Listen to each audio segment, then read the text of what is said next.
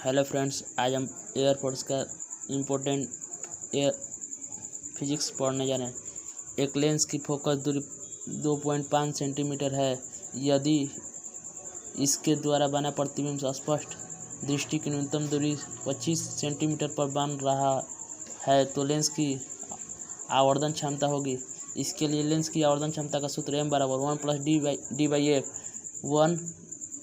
ये 2.5 को यहाँ पर रखें, ये दशमलव इधर उड़ाएं, इसका काट पीट कर 11 सेंटीमीटर आया, जो आप देख लीजिए। यदि एक 40 वाट और एक 60 वाट का बल्ब श्रेणी क्रम में जोड़कर विद्युत मेष में लगा दिया जाए तो इन दोनों बल्ब का सम्मिलित तुल्य विद्युत सामर्थ्य क्या होगा। इसके लिए सूत्र 1/p बराबर 1/p1 + 1/p2 1/40 + 1/60 बराबर। इसको हल करने पर 24 आएगा। किसी साबुन के बुलबुले के भीतर अधिकतम दाब का मान बतावे। यदि त्रिज्या 6 सेंटीमीटर तथा पृष्ठ तनाव 30 डाइन हो। साबुन के लिए पृष्ठ तनाव सूत्र 40/r और पानी के लिए 2t/r।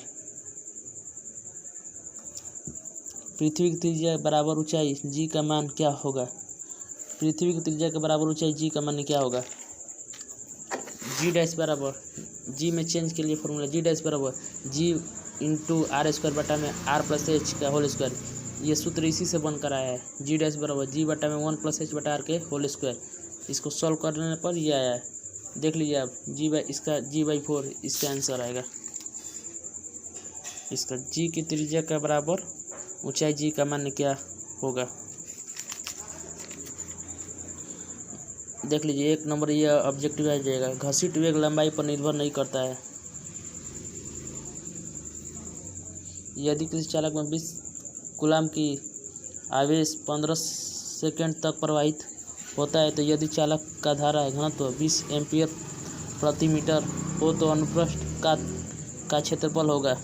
धारा घनत्व का फॉर्मूला धारा बटा में क्षेत्रफल a बराबर I बटा में j q I बराबर q बटा में t। I के मान q/t रखने पर g यहाँ पर सभी का मान रखने पर 6.6 × 10⁻² मीटर स्क्वायर प्राप्त हुआ।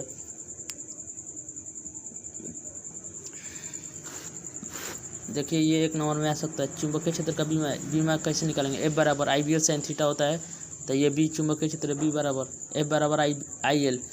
F का बीमा mL/2 और A का बीमा एम्पियर I का, और L से ख़त्म हो गया M/2 A/2 1 किलोवाट। ये मोस्ट इम्पोर्टेंट है, ये हर एक कॉम्पिटिटिव एग्जाम में आता है। 1 किलोवाट में 3.6 × 10⁻6 जूल होता है, या इसको इस तरह लिख सकते हैं 36 × 10⁻5 जूल।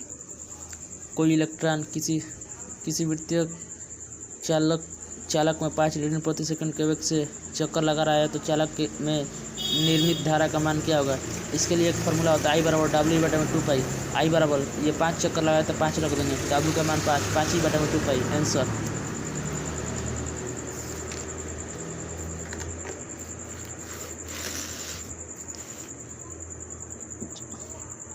ये देख लीजिए भाई, ये आ सकता है।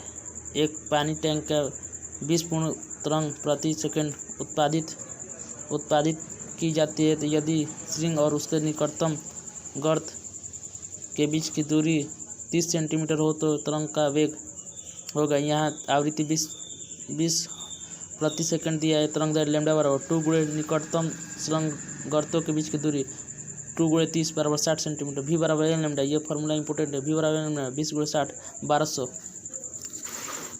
ये ऑब्जेक्टिव टाइम में आ सकता है एयरफोर्स में। किस चालक में 200 एम्पीयर की धारा प्रवाहित हो जा रही है तो प्रति सेकंड प्रवाहित इलेक्ट्रॉनों की संख्या I बराबर q बटा में t। q बराबर ne, q का फॉर्मूला q बराबर ne बटा में t। n बराबर n का यहाँ पर मान निकालना है। इलेक्ट्रॉनों की संख्या n बराबर यहाँ पर निकालना है 1.2 × 10⁻18। दो वृत्तीय कुंडली जिसकी त्रिज्या 1/2 में है तथा फेरों की संख्या का अनुपात 1/4 है तो श्रेणी क्रम में चुंबकीय क्षेत्र की तीव्रता B1 बराबर N1 × V1/V2 बराबर N1 बटा में N2 R2 बटा में R1, इससे रखने पर 1/2 आएगा। देखिए ये भाई मोस्ट इम्पोर्टेंट है एयरफोर्स का। यदि हॉस्टल में 50 बल्ब जिसमें से प्रत्येक 100 वाट तथा 50 पंखे हैं जिसमें प्रत्येक 75 वाट के हैं को प्रतिदिन 10 घंटा जून महीने में उपयोग में लाया जाता है। यदि प्रति यूनिट बिजली का दाम 4 रुपये है तो कुल बिजली का में कौन कितना होगा, खर्च कितना होगा। 100 वाट का है, ये 50 बल्ब है, 100 × 50 की है प्लस 75 ये 50 को पंखा है, अब प्लस 10 घंटा रोज जड़ता है। जून में 30 दिन होता है इसलिए इसे 30 से गुणा किए, अब बटा में 1000 जितना रहेगा।